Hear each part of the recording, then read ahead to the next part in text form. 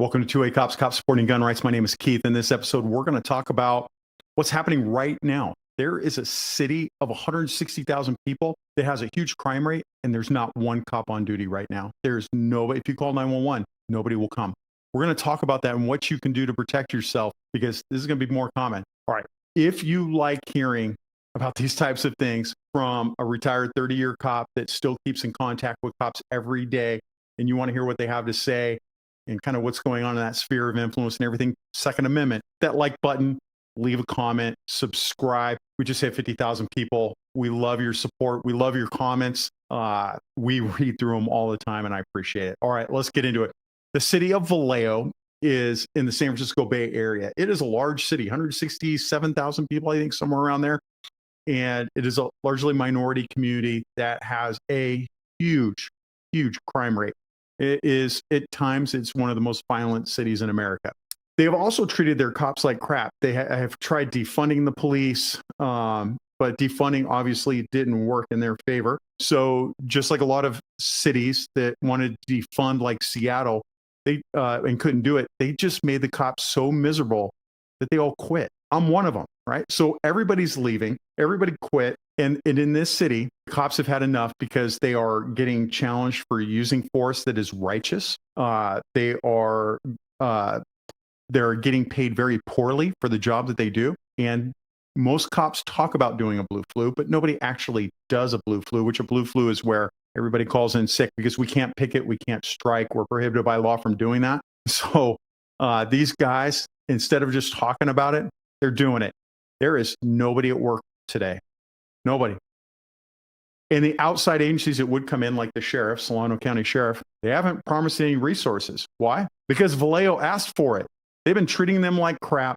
They've been doing pro-criminal policies, much like California does. And this is by their own design. This is what happens. But what about the citizens? What happens if you're a good person that lives in Vallejo, which there's a ton of good people in Vallejo? What happens if you're a good person that lives there? What happens if your city's next? What happens if this is going to happen to you next? What are you going to do? But it's even harder in California because most counties are not abiding by the Bruin decision, and they're making it very difficult for you to get a CCW, a concealed carry permit. And that is not in the spirit of Bruin. As an example, Alameda County, just south of there, I mean, I got a friend that's $700-800 in the hole so far trying to do a constitutionally protected right. Now, look, you have to prepare that no cop is going to show up if you call 911. So what you do is you make sure that you at least have a gun in your house. Now, most of the people following this channel, you already have like multiple guns. I get that. But I'm hoping this reaches the people that haven't thought about this. Have a gun in your house. You can buy anything, right? Matt and I are actually getting ready to do a video on, if you have no money, the best budget guns that you could buy to protect yourself, whether it be a PSA dagger or something that is right around the $300 mark. So we'll do a video on that. And then you need to contact your neighbors, and you need to talk to them about kind of a mutual aid pact that if something happens to me, then you come. As an example, in my neighborhood, we all know each other. We're all friends with each other. And if something were to happen where the police can't show up, we're all going to take care of it ourselves, right? Now, the biggest thing to do is I'm not asking you to do anything illegal, okay? But if you don't have a CCW and you decided to carry, the best thing that you can do is keep your mouth shut. Okay. Don't advertise that you're doing that.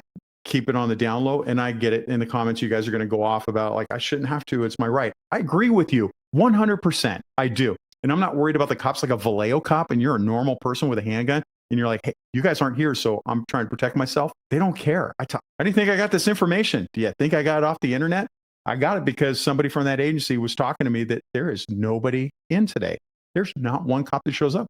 I've never heard of that ever in an agency that large, right?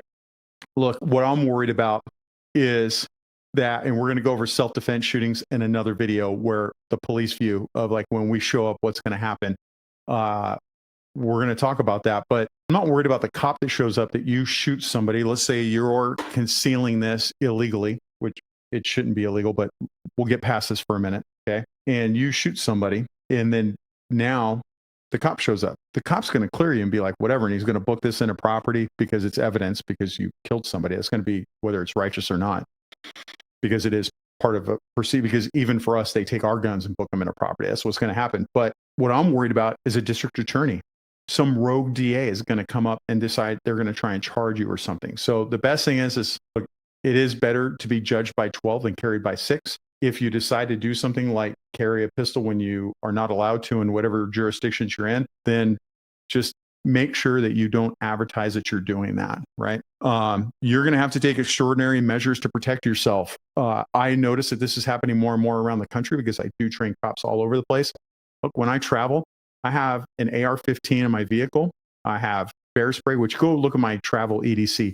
I talk about how I have bear spray handcuffs, which not handcuffs for what you think for handcuffing people, but for other reasons.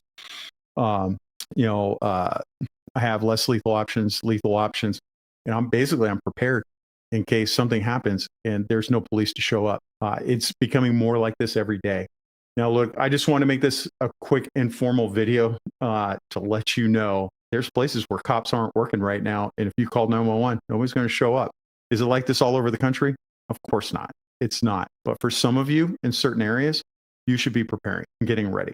Okay. It's part of a larger grand design to make the cops miserable, because if nobody's going to do the job, what are they going to do? They're going to federalize the police. And this is the Democrats have been saying they want to federalize police for decades. And they've been saying that. And if they do that, then you're going to lose a lot of rights when that happens, because I don't think people realize how much the local cops are protecting you from federal government overreach every day.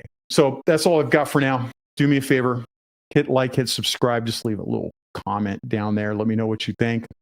And hey, that's it. You guys take care. Remember your ABCs. Always be caring.